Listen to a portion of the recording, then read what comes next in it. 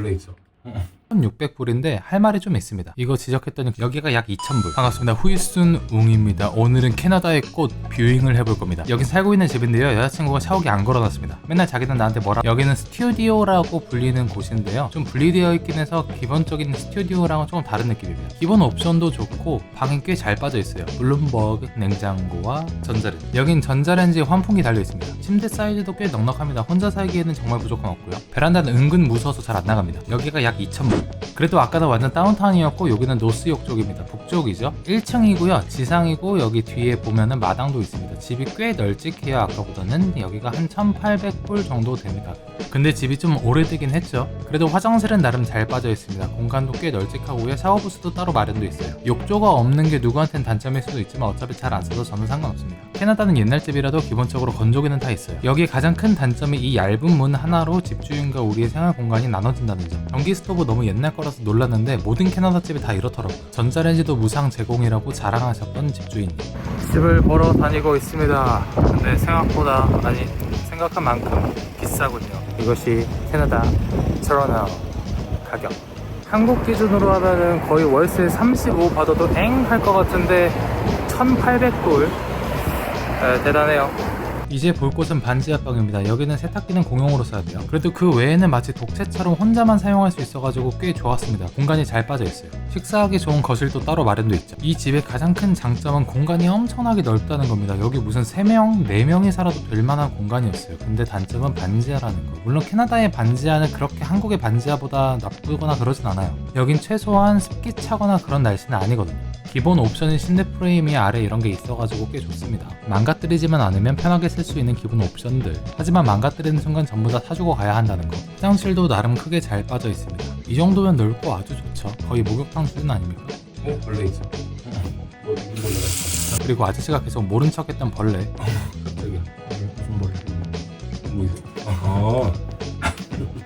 심지어 큰 방이 따로 있습니다. 엄청 넓죠.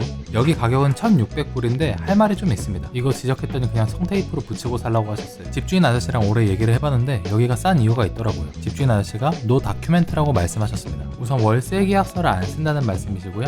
물론 저희가 따로 보험을 가입할 필요는 없지만 나중에 세금 공제 혜택 같은 건 전혀 받을 수 없는 거죠. 그리고 문제가 생겼을 때 저희가 증명할 방법이 없으니까 이게 제일 마음에 걸리더라고요. 그리고 다음 집 넘어갈 때 청설모를 봤습니다. 까맣고 귀여운 청설모. 여기도 파격적으로 좋은 곳입니다. 세탁기만 공유할 뿐 반지하 전체를 우리가 쓰고요. 화장실도 딸려 있어서 편하게 쓰기도 좋아요. 주방도 꽤나 널찍하죠. 세컨드룸에 무슨 덴 같은 게 있어가지고 창고같이 쓸 수 있습니다. 치명적인 단점은 화장실이 미친듯이 좁다라는 것. 저 혼자 샤워하러 들어가도 절대 못 씻을 것 같았어요. 근데 여기 월세가 1,300불이라서 눈이 멀어 한번 계약을 해보려 했다가 여자친구의 극심한 반대로 인해서 계약하진 않았습니다. 그래서 지금 집이 어디냐고요? 못 정했습니다. 핀치역 근처에 월세 2,000불 이하로 괜찮은 곳 있으면 제발 소개시켜주세요. 물론 주차도 돼야 됩니다. 욕심이 너무 많다고 생각하실 수도 있는데 어쩌라고요. 월세 2,000불이나 쳐내면서 그 정도까지. 오늘은 이렇게 집 뷰잉을 해봤습니다. 다음에도 유익한 콘텐츠로 돌아올게요. 휘빠. 원래는 방금 그렇게 카메라를 끄려고 했는데 아무리 봐도 시간이 너무 짧아가지고 다시 카메라를 켰어요. 진짜로 여기서 방을 구할 때 필요한 꿀팁 정보들을 알려드릴 거예요. 캐나다 번호도 있고요. 캐나다 집을 직접 이렇게 와서 뷰잉을 할 수도 있다라고 하면 그냥 보십시오. 저의 도움이 필요하지 않는 분이십니다. 근데 만약에 여러분이 캐나다 번호도 없고 여기서 집을 뷰잉할 수 있는 상황도 아니다. 그러시면은 캐스모로 가야 됩니다. 캐스모는 이제 한국 사람들이 같이 운영하는 그런 커뮤니티이기 때문에 이런 상황을 충분히 이해해 주시는 분들도 있어요. 아닌 분들도 있지만요. 근데 여기서 중요한 건 선택지가 왜 이거밖에 없냐면은 우리가 캐나다 번호가 없잖아요. 그런 상황에서 캐나다 현지 커뮤니티 사람들이랑 컨택해가지고 연락할 수 있는 방도가 없어요. 캐스모 같은 경우에는 보통 이제 카카오톡을 오픈해 주시는 분들도 꽤 계셔가지고 그래서 소통을 할 수 있습니다. 그럼 캐스모는 무조건 안전하느냐? 그건 또 아니에요. 제가 뭐 예전에도 말씀을 드렸지만 캐스모에서도 사기를 당할 수도 있고요. 만약에 집을 구한다 하시면은 집 주인분이 보통 게시글을 올리실 거예요. 계정 한번 아이디 보신 다음에 예전에 어떤 글 작성했는지 보신 다음에 이분이 진짜 오랫동안 집을 구하셨던 그런 분이다 하시면은 그분 통해서 구하시는 걸 추천드릴게요. 번호도 없고 캐나다 현재도 없다 하면은 캐스머밖에 우선 우리가 할 수 있는 선택지가 없다라는 거. 그런데 다른 변수가 하나 있어요. 돈이 엄청 많다라는 거. 돈이 많다라는 기준을 이렇게 둘게요. 1년치 월세를 바로 선납할 수 있다. 그러시면은 아무런 문제가 없어요.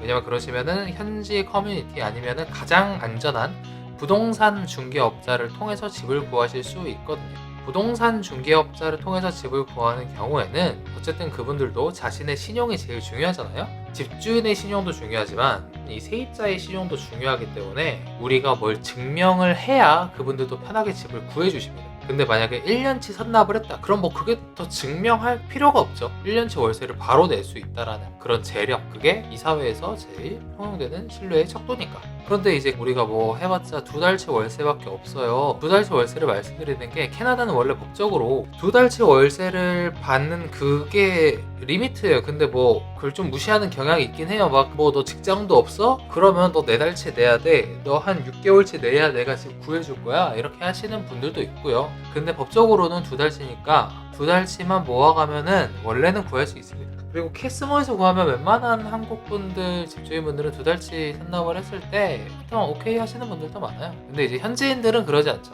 캐나다에서 집을 구할 때는 집주인을 통해서 구하느냐, 리얼터를 통해서 구하느냐 두 가지 방법으로 나눌 수 있어요. 한국도 마찬가지겠지만, 근데 한국은 집주인한테 다이렉트로 집을 구하는 경우, 세입자가 이제 임차인이 그렇게 하는 경우가 드물잖아요. 캐나다 같은 경우에는 그게 조금 더 흔해요. 왜냐면은 캐나다는 이제 집주인이 복비를 내거든요.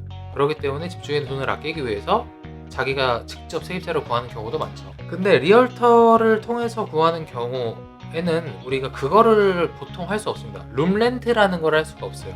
룸렌트라는 거는 캐나다가 집이 보통 크기 때문에 마스터룸, 세컨드룸, 막 이렇게 나눠져 있는데 그거를 다 찢어가지고 원래는 여기 하나 2,800, 3,000인데 이거 1,000, 이거 1,000, 이거 800 막 이런 식으로 찢어서 하는 경우가 있어요. 그게 이제 보통 룸렌트라고 하는데 합리적인 선택지일 수도 있죠. 리얼터를 통해서 하면 보통 룸렌트를 구해주지 않아요.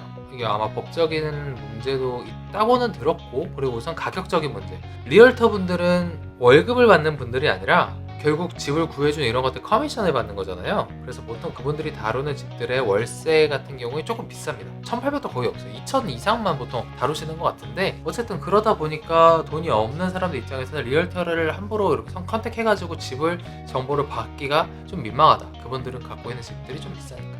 그럼 우리는 어떻게 해야 하느냐? 첫 번째, 돈이 있는 경우에는 그냥 아무거나 하세요. 뭐 up to you. 근데 막 돈이 없다 하시면 발품 팔아야죠.